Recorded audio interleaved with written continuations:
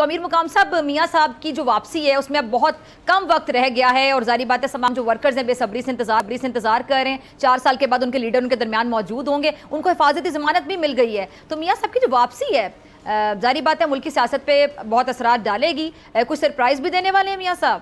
نہیں, ظاہر بات ہے کہ میاں صاحب کی ایک ماضی ہے, ایک ہسٹری ہے, ایک تاریخ ہے, اور جب بھی پاکستان بحرانوں میں رہا اور پاکستان کی عوام نے اس کو مینڈیٹ دیا, پاکستان کی زوال, یہ بدترین مہنگائی, معاشیات میں استحکام, دوسرے ایشوز تب شروع ہوئے جب نواز شریف صاحب کو 2017 میں نال کرا دیا گیا, اس کو فارغ کر دیا گیا. تو لوگ ابھی کہتے ہیں کہ اس کے بعد یہ ڈاؤن فال آئی ہے, تو اگر دوبارہ نواز شریف صاحب آئے تو اس میں یہ جذبہ پاکستانیت کا اور یہ موجود ہے کہ وہ دوبارہ محنت کرے اور پاکستان کو دوبارہ پٹری پر چڑھائے. اس لیے اسے لوگوں کی یہ توقع ہے اس کی ماضی کو دیکھ کر, ویسے ایک میجک نہیں ہے, اس کے ماضی کو دیکھ کر, اس کی ڈیلیوری کو دیکھ کر کہ وہ آ جائے گا اور پاکستان میں دوبارہ خوشحالی آ جائے گی.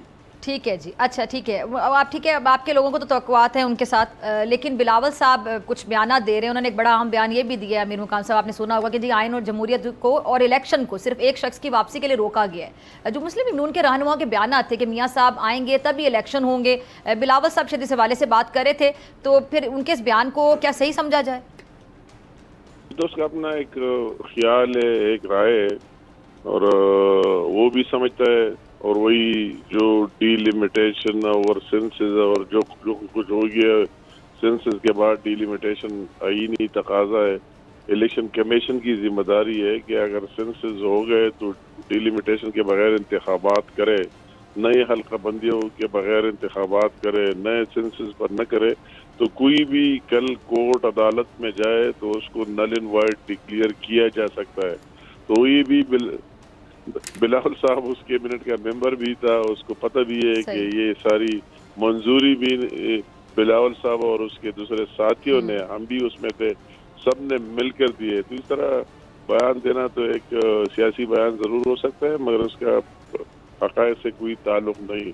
اچھا, ایک اور چیز, یہ جو میاں صاحب کی واپسی ہے کچھ لوگوں کو لگتا ہے کہ لیول پلینگ فیلڈ کا نتیجہ ہے, جس کا مطالبہ نون لیگ کرتی آئی ہے, کیونکہ دوسری جانب اب دیکھ رہے پیپلز پارٹی بھی لیول پلینگ فیلڈ مانگ رہی ہے. تو کیا مسلم لیگ نون نہیں سمجھتی کہ تمام جماعتوں کو یہ لیول پلینگ فیلڈ جو ملنی چاہیے, کیا نون لیگ پیپلز پارٹی کے تحفظات کو دور کرنے کے لیے کوئی اقدام کرے گی, کوئی رابطہ ہوگا اس سلسلے میں؟ کیونکہ انڈائریکٹلی تنقید نون لیگ پر ہی کی جا رہی ہے پیپلز پارٹی کی جانب سے کہ نون لیگ فیورٹ ہے.